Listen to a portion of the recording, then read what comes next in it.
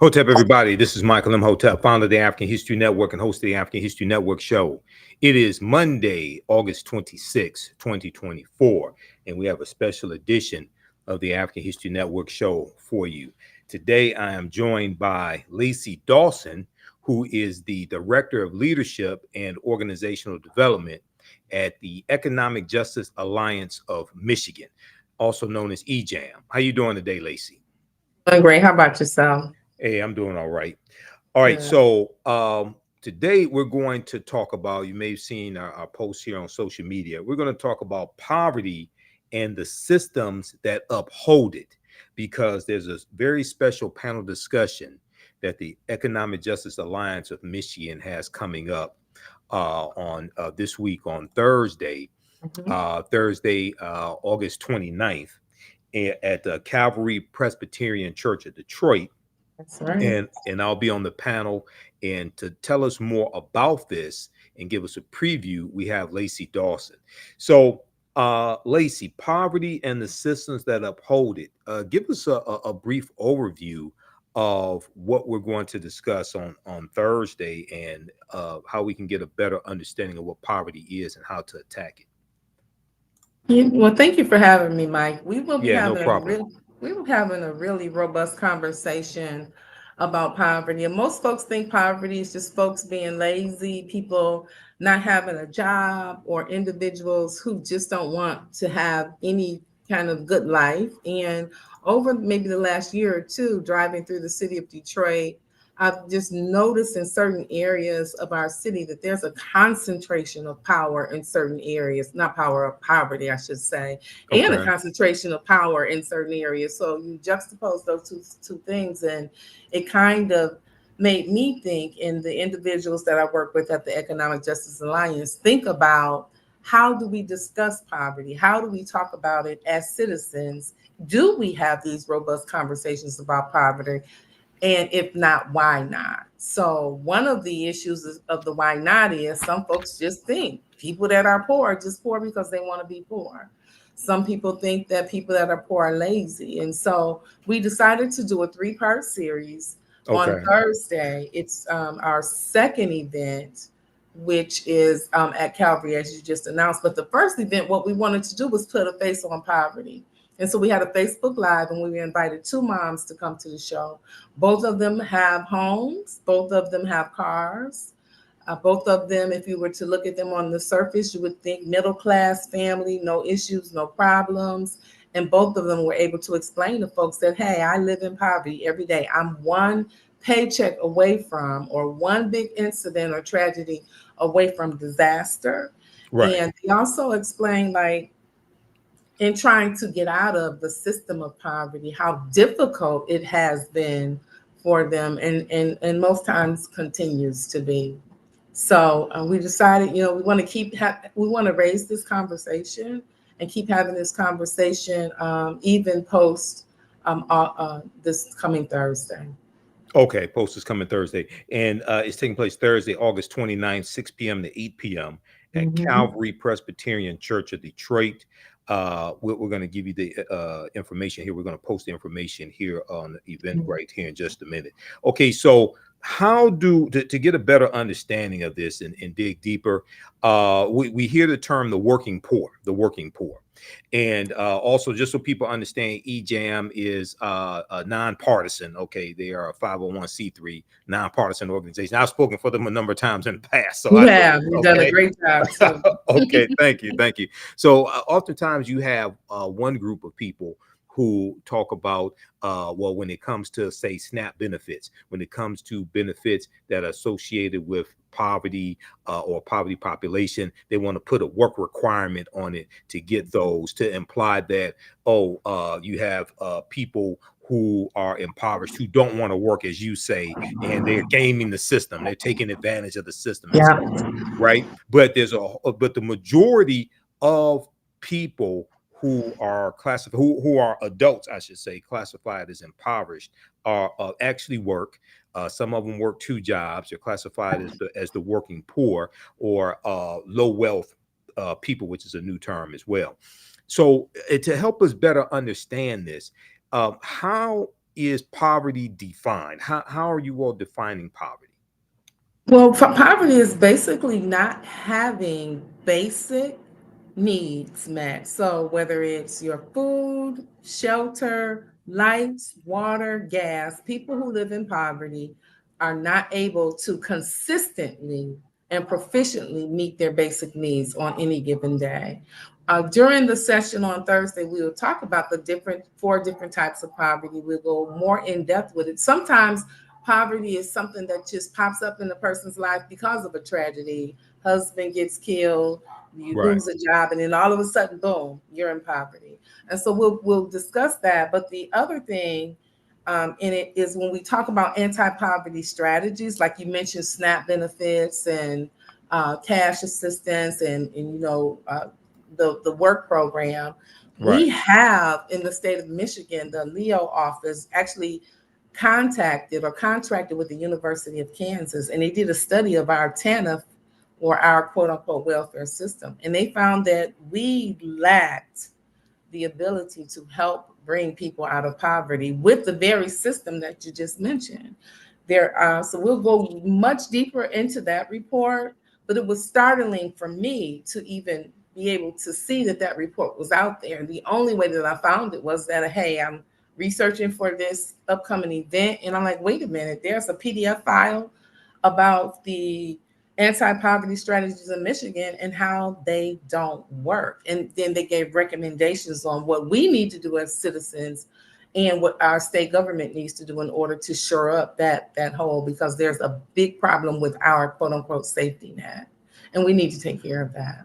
Okay, so the safety net, the is one of the strategies where more money needs to be, or more programs need to be created to broaden that safety net, to help bring people out of poverty. Because it's one thing to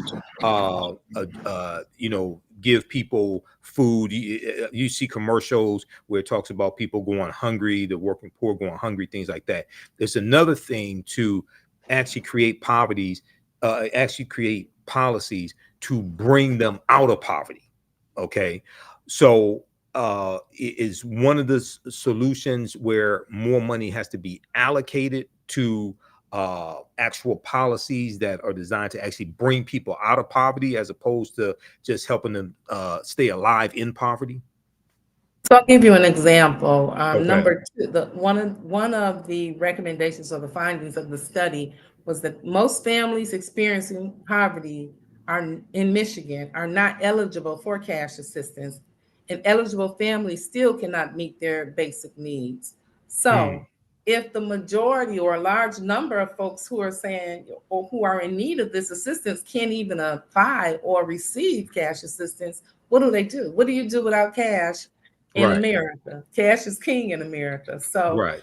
you live in other ways. Another, and then again, we'll go more in depth with this on Thursday. Sure. It says that high MDHHS, that's the Michigan Department of Health and Human Services, the high number of caseloads negatively impact the ability of staff to provide effective services to clients. So when we look at that, that is a budget issue. We need to hire more staff. We need to pay staff better wages. And we need to really allocate funding so that the system is more effective. It's no point in pouring money into a system that is really not working the way that it needs to work. Exactly. Exactly. So this information is on Eventbrite to register for this. It's called Poverty and the Systems That Uphold It, a series of enlightenment and hope. This is from the Economic Justice Alliance of Michigan, EJAM. It's taking place Thursday, August 29th, 2024, 6 p.m. to 8 p.m. Eastern Standard Time at Calvary Presbyterian Church of Detroit. That's 19125 Greenview Avenue, Detroit, Michigan. 19125 Greenview Avenue, Detroit, Michigan. General admission is free. You need to reserve your spot. So go on eventbrite.com and just search for Poverty and the Systems That Uphold It. Also, we'll post the link here in the thread of the broadcast, and we'll get this flyer up on our website, AfricanHistoryNetwork.com as well. Okay, so um, when tell people who's going to be on the panel. Let's start with that. So on our panel, of course, the one and only Michael Imhotep Oh will yeah, be thank you. spending time with us. Dr. Seeley Jefferson will be with us. Dr. Seeley Jefferson conducted a study called the Secure Study here in Detroit. That study went on for about 2 years, and she will be discussing the impact of evictions and homelessness on the birth rate for Black women in the city of Detroit. Phenomenal doctor, phenomenal young woman, and she will be able to bring us some great information. Dr. Greg Hicks, who is part of our reparations task force, will be on. We Okay, also yeah, I have know Greg. Yeah. Yeah, we also have Teferi Brent, who's an activist, organizer extraordinaire, who will be on the panel.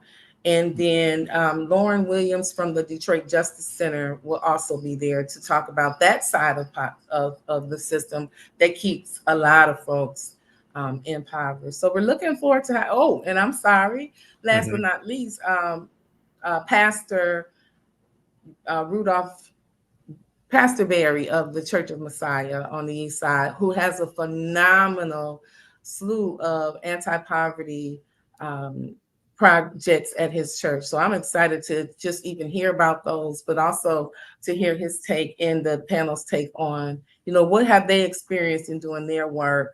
What are they seeing? What are the trends? What do we need to know, and how do we need to fight this thing? Okay, excellent, excellent. And for those that may not be familiar with Lacy Dawson, she's a native Detroiter who has a passion for supporting systemic change and transformation in and for marginalized communities.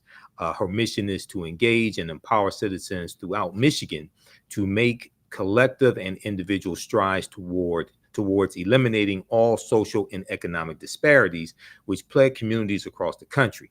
Before joining the Economic Justice Alliance of Michigan, she spent 8 years at Michigan Voice, which is a nonprofit civic engagement table, which fights for multiracial political power using data, civic participation, and grassroots organizing. There, she was able to recruit, train, and support numerous grassroots organizations from communities of color across the state of Michigan. She also served as a regional field director for Barack Obama's Organizing for American 2010 to 2012.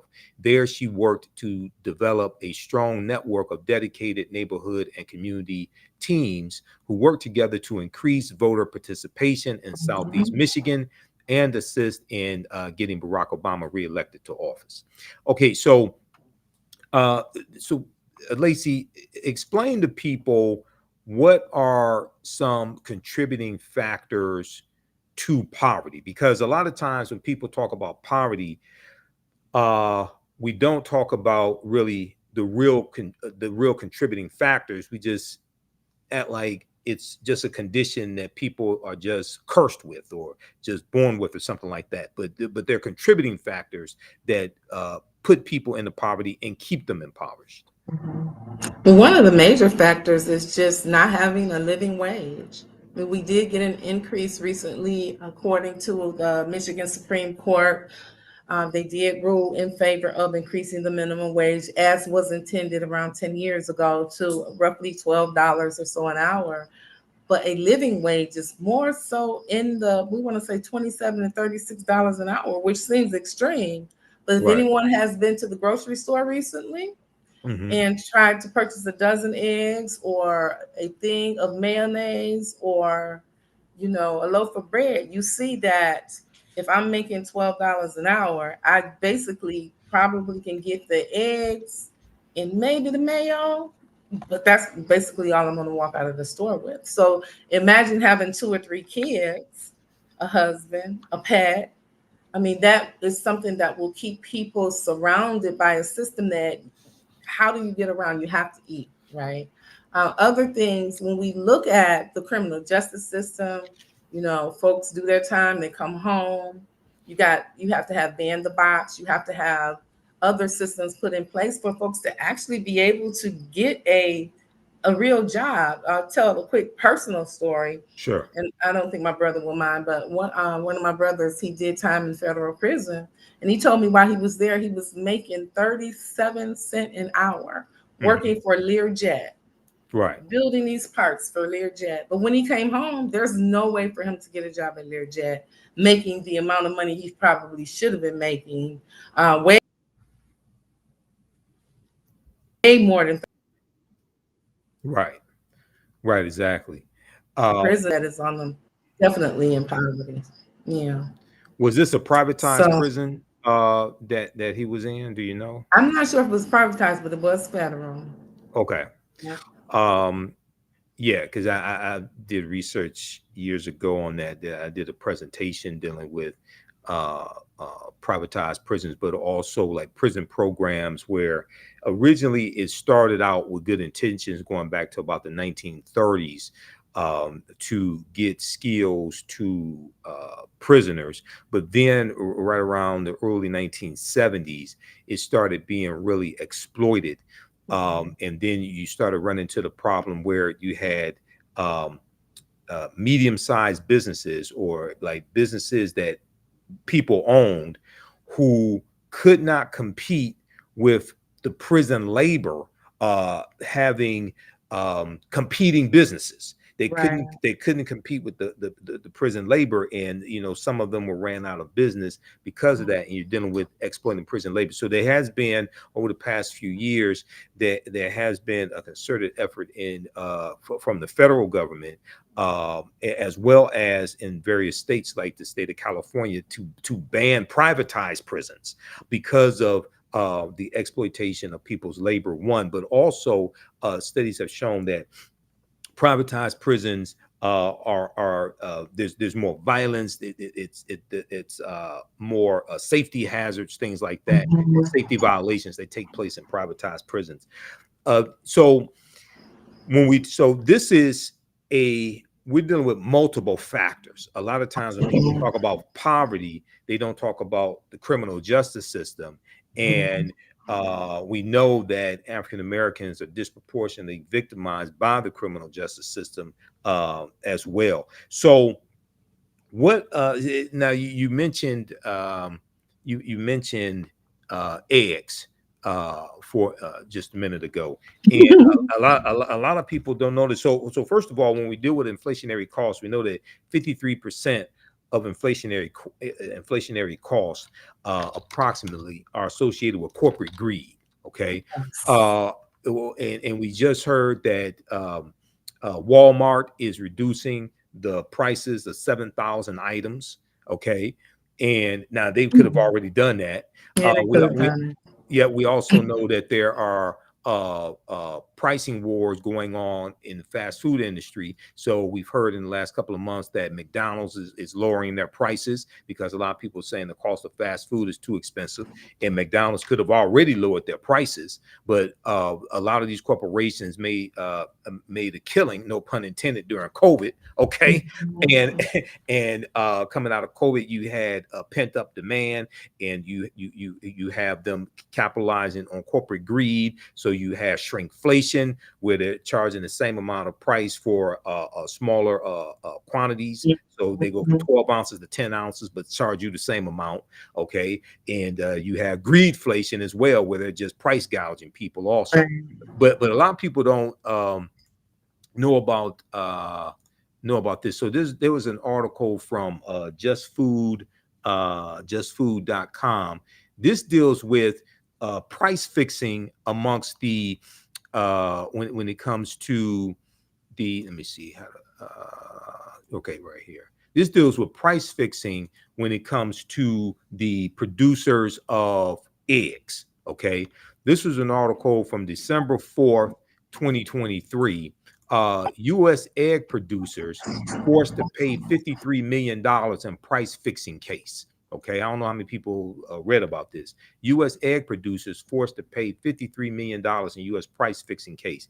Calmaine, Calmaine, the country's biggest egg producer, said it was disappointed by the verdict and may appeal. Okay, and when you go through, and one of the things that the Department of Justice is cracking down on is monopolies, but also is cracking down on price gouging. Okay, and we've seen that in various areas. But people check this out. So what we're seeing here is corporate greed, which is preying on poverty, and it is helping to contribute to poverty and preying on a situation coming out of COVID. Okay, but this is one of the contributing factors that you're talking about. So, what are some ways that we can attack this? Because poverty, and when you have this discussion and you're dealing with like the state of Michigan, et cetera, are you talking about poverty across all races, or you speaking specifically about African Americans? For this series of events, we're looking at Detroit. I mean, Detroit. Okay. poverty impacts everyone, and our lens is really on Black folks right Okay. now. But Sure. when you raise the flag for Black people, you raise the flag for everybody. We know that to be a fact. Right. So poverty is worldwide, and it looks different in different places. Here, I think in the United States, in a city like Detroit, which is under our reconstruction and our rebirth and our revitalization, my hope in putting on these events is that we shine a light and really give a voice to the impoverished folks Okay. here. I think one of the issues is that poor people don't feel like they're part of the system. I had done some civic engagement work with a group of mothers, and we were challenging them to make sure you get out to vote, make sure you talk to your elected officials. And one woman said, well, and this was after the event was over, she came up to me and she said, well, I really can't do that. I really want to, but I can't do that because I don't pay taxes. So I'm not qualified to do that. And I had to say to her, do you know how valuable you being poor is to the system? Mm-hmm. They make money off of you being poor. And a prime example of that, during COVID, my neighbor was so excited. She was like, Lacy, they gave me all this money in food stamps. This is great, right? And I was like, yeah, it's okay. She was like, well, why did you say it like that? I said, because what we're doing is making Walmart and Kroger Right. and those folks richer. They're not giving you the money because you need to eat. Trust me, because they would have just gave it to you a long time ago. They're giving it to you so that the grocery stores can get big bank. So let's not negate the power of poor people, because if poor people hadn't spent those food stamps or those SNAP benefits, the corporations would have made no money. And how do we continue to pour into a system that just continues to ignore the fact that, not even ignore, but keep people in that cycle of poverty, right? One of the sad stories that I've heard, a lot of folks who are on Section 8, if you make $2-3 over that amount of money that you're supposed to make, then that changes the whole structure of your Section 8 agreement. And a lot of folks say, well, I want to get another job, but if I get another job, I get kicked off of Section 8, and then I have to pay this entire amount on my lease, and I don't have that. Plus, the job is not paying. It's $10-12 an hour. It's not paying me enough in order to meet my needs. So it's kind of like a hamster wheel for a lot of people. They're in Right. it and now they can't get out of it. And as I stated, we'll look at TANF, the TANF funds, that the TANF report that was provided to Michigan, to see where can we leverage our conversations and our power. What do we need to be paying attention to? Because I go about my day-to-day life, looking at my little bank statement and thinking I'm okay until I'm not okay.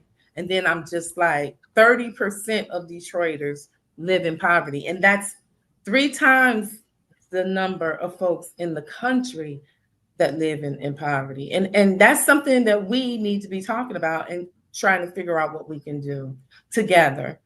Post an election, post a presidential election, post a Right. gubernatorial election. How do we stay involved? And how, we all can't be economists or be as bright and brilliant as Michael Imhotep, but we all have a voice.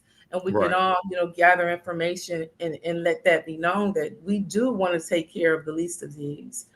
So, that's what we're trying to do here. Absolutely. So, what role does, or do you discuss this? What role does student loan debt play in uh, putting people in poverty or keeping people in poverty? Well, you know, if you don't pay it, your score sinks probably to the bottom of the barrel. So chances of getting a loan for your mortgage might be shot. So instead of paying $400 for a mortgage, you now have to go pay rent. And the average rent in Detroit has gone up enormously, $1,250 to $1,300 a month to live in. Some of these places aren't even worthy for rodents to live in.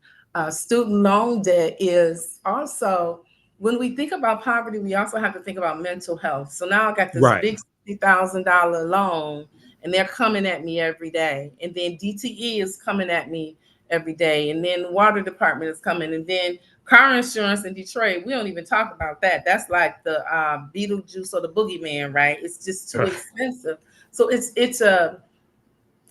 kind of criminal to have to deal with and think about all of these enormous bills that you have to pay when your $60,000 student loan might have got you a job where you may make $18 an hour. You might, or you may not even be employed at all. So there's something to be said about trying to leverage power to eliminate student debt so that folks can get from up under that rock, because it is a heavy, heavy burden that some of us were tricked into taking on.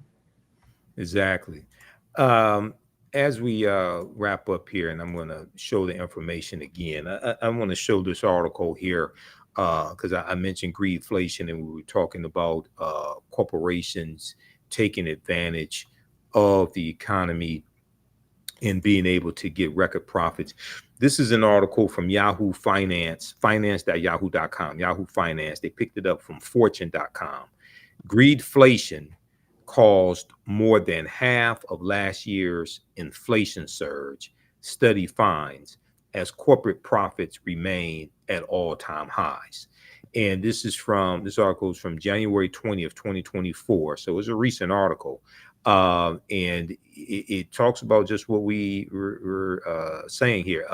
But after falling from its blistering pace in 2022, consumer inflation has gotten stubbornly stuck in the 3% range, rising unexpectedly for the last 2 months. We know it's fallen to 2.9% now. Even as wholesalers' prices stay flat or fall. That is greedflation music, offering a clear bit of evidence that excessive profit taking is happening above the raw cost of goods. And yet another progressive economic study, this time from the Groundwork Collaborative, sheds light on the problem, arguing that more than half of the consumer price increases in the middle of last year, 2023, were due to excessive profits, according to the findings. Corporate profits, by the way, remain at all-time highs. So people check out the rest of this article. It talks about how corporate profits drove 53% of inflation during the second and third quarters of 2023, and more than 1/3 since the start of the pandemic, the report found. Okay, so Lacy, once again, give people the details about this panel discussion taking place on Thursday, August 29th. All right, it'll be at Calvary Presbyterian. That's at 19125 Greenview. It's right off of Evergreen and 7 Mile Road. We'll start at 6. We will provide a light dinner, so folks don't have to worry about, cooking at night. So come on in and enjoy dinner with us. The gist of this is that we want to really, again, start ringing the bell and raising the voices of the most impoverished in our communities. And oftentimes that includes ourselves, folks like me, sometimes living check to check. We also know that our budget and the way that we spend our money in this country, in this state, in this city is our moral compass. There should be no child that goes without food, lights, water, clothing, toilet paper or anything. And in this city, it often happens. I want to raise the voices for, it was a group of children that live right down the street from me. And just recently I saw that the family got put out, right? Hmm. So all their stuff is on the curb. And I can just only imagine school just started. So what's going Right. to happen with that? So now you got to change schools, they may not have school clothes. And so, what's happening with our children, our next legacy, our next generation when it comes to poverty in the richest country in the world and Right. one of the most brilliant cities on the planet. We can do better and we should do better. So hopefully you all can come out, have the conversation with us, make some suggestions, learn some new things, and just really, really, really work hard and work together to eradicate poverty in our city. Absolutely. So people register for this. It's free to Mhm. attend. It's on eventbrite.com. We have the link here in the thread of the broadcast. It's called Poverty and the Systems That Uphold It. It's organized by the Economic Justice Alliance of Michigan. So I'll be there. I'm on the panel. We'll get this flyer up on our website, AfricanHistoryNetwork.com, as well. Well, look, Lacy, keep up the good work. Thanks for inviting me to be on the panel. I'll see you Thursday. And Mhm. how can people follow you all, Economic Justice Alliance? How can people follow you all? What's your social media Check handle? out our website. The website is Michigan Economic Justice Alliance. Check out Okay. our website. We have a Facebook page also. So Mi- EJAM is Mi- our Facebook page. Michigan Economic Justice Justice Alliance. Is that Alliance. .com or .org? What is that? It's .org. Okay. Yeah. Or EJAM.org. Yeah. Okay, Um, ejam.org. That's easy. Ejam.org. Economic Justice Alliance of Michigan.org. Listen, I know it, but I don't know it. But yeah, check Okay. us out. Okay. And then just honestly, following you is following us. So because we follow you. So yeah, if you can, that would be great. But more, we really, really want to see folks in the house. And then if I can, Mike, we will be Go doing this ahead. again in September. On Okay. September 21st, we will be at the University of Detroit Mercy for a larger event, and we're inviting uh, folks who are supposed to be solving this problem to be there as well. So the University of Michigan Poverty Solutions team will be there. We are also looking for folks from across the state, Wayne Metro, and others who help folks get housing, etc., to be there as well. So we're looking for a robust conversation, and that's Saturday, September 21st. That's an all-day event from 9 to 4. We'll have vendor tables. We'll also have workshops. So we're not just talking about it, but we're Sure. actually taking action to it. So we'll be back to talk about that hopefully soon too. Okay. And where's that going to be? The University of Detroit Mercy, right there on Livernois and 6 Mile, will be in the student center. We'll be hosting there. And Oh, mhm. okay. Okay. U University. of D. Yeah, do Yeah, it. University of Detroit Mercy. Okay. yeah. And I'm pulling up your website here. Okay. Oh, okay. I see. It is MI Economic, MI yeah, Economics. MIEconomicjustice.org. That's what it is. Mhm. Okay, we've got that. Okay, we'll get that up as well. All right. Perfect. Thank you so much. Yeah, no problem. All right, Lacy. Well, look, it's always good having you on, and I'll see you Thursday. Okay. Okay, see you Thursday. Thanks for all Uh, your help. all right, no problem. Peace. Peace. All right, family. So that was Lacy Dawson. Lacy Dawson. Um, be sure to follow us here on the African History Network, the Facebook fan page, the African History Network, my YouTube channel, Michael Imhotep, IMHOTEP, and the African History Network show. Normally we're on Sundays, 9 p.m. Eastern Standard Time. I couldn't do it this past Sunday. We had a lot going on. So I brought Lacy on today. We're going to be doing some more broadcasts probably this week. There's a lot of stories that I need to get to. I wasn't on, I'm on Roland Martin Unfiltered every Friday because Roland was broadcasting from the Democratic National Convention last week. We didn't have a show Friday, so I'll be back on this Friday. There's a bunch of stories that I'm trying to squeeze in between my work schedule as well. You got one story dealing with we posted on our Facebook fan page, the African History Network. You got one story: Trinidad and Tobago redraws coat of arms to remove Columbus's 3 ships. Also, I posted, there's another story that came out late July, early August. I haven't been able to get to.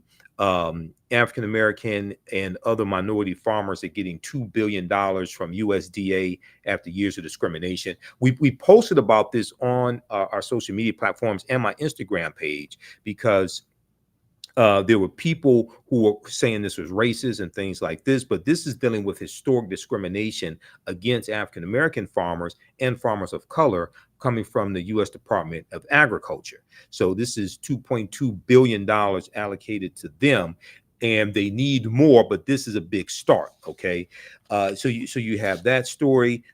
You also have stories dealing with the upcoming debate as well, and all different types of things like that. So it's a bunch of stories that I'm trying to cover. We've been posting about it on our social media platforms, but I want to dig deeper into that. And then also the 1857 Dred Scott case is rearing its ugly head, because you have some people trying to say that Vice President Kamala Harris can't become president because of the Dred Scott decision of 1857, but they don't want to say that the 14th Amendment of 1868 overturned the Dred Scott decision of 1857.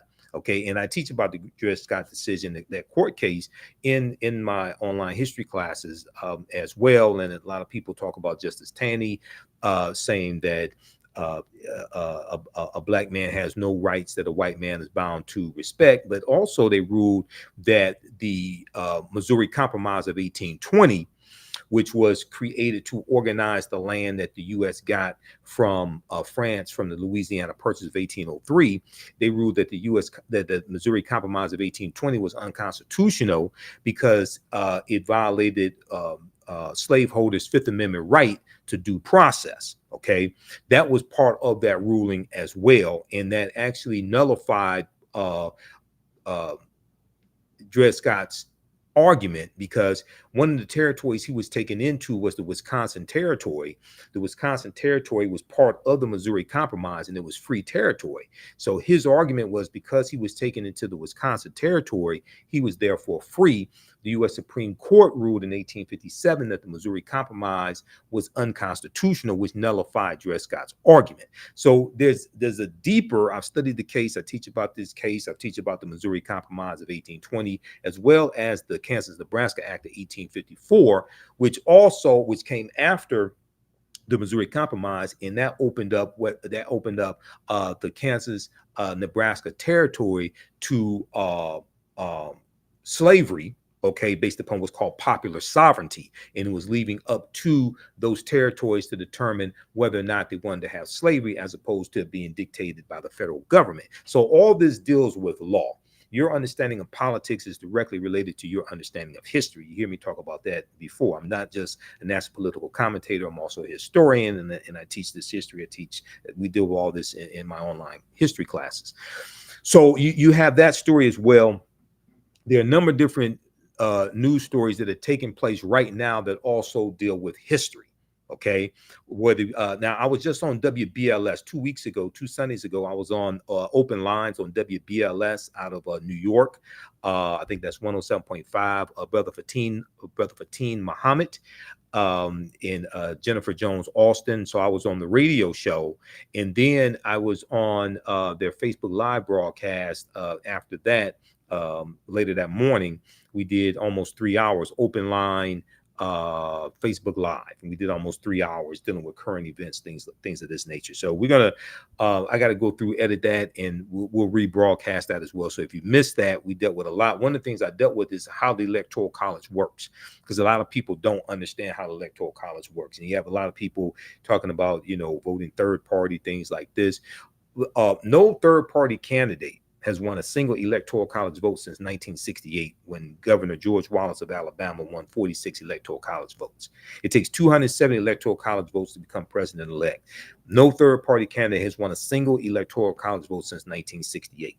And you win the electoral college, you become president-elect by winning the popular vote in the state. And when you win the popular vote in the state, that's how you win the electoral college votes associated with the state to get to 270. You have a handful of states where you can win a portion of the electoral college votes, but most of the states in the U.S. are winner takes all. Okay, so I encourage people to go to loc.gov, the Library of Congress website, or archives.gov, U.S. National Archives. It was the U.S. Constitution that created the Electoral College. You have people talking about we need to get rid of the Electoral College. That's you have a better chance of marrying Beyonce than the Electoral College being abolished. Why? Because that will require an amendment to the U.S. Constitution. Well, what's the process to amend the U.S. Constitution? A bill has to pass the House and the Senate by a 2/3 majority vote, and then it has to be ratified by 3/4 of the state legislature by a 2/3 majority vote. That's the ratification process to amend the U.S. Constitution.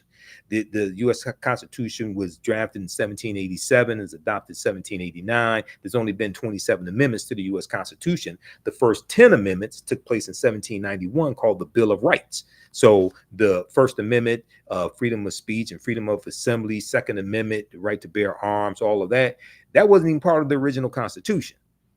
That all happened in 1791, known as the Bill of Rights. So it's very hard to amend the U.S. Constitution. To amend means to alter or change. It's a process, and a bill has to pass both the House and the Senate by 2/3 majority vote, and then 3/4 of the state legislatures have to pass it as well by 2/3 majority vote. Well, don't hold your breath on that. I'm telling you right now.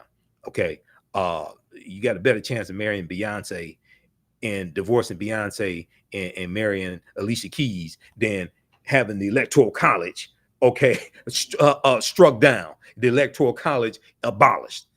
So we have to educate people on how this works. We have to educate people on how this works. So there are a number of different other news stories that we're going to get to, and I can't get to them this week. It's going to be this Sunday on the African History Network show.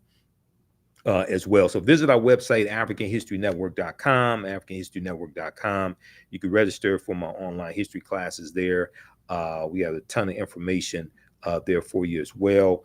And watch our videos, subscribe to our YouTube channel, Michael Imhotep, and my Facebook page, and also on Instagram. It's Michael Imhotep on Instagram as well, IMHOTEP. Because there's a lot of good stories that we post on my Instagram page as well. I'm starting to use Instagram more also. All right, look, we have to get out of here. Remember that the African History Network, we focus on educating, empowering, and inspiring people of African descent throughout the diaspora and around the world. Because right now it's correct wrong behaviors, not over till we win. What kind of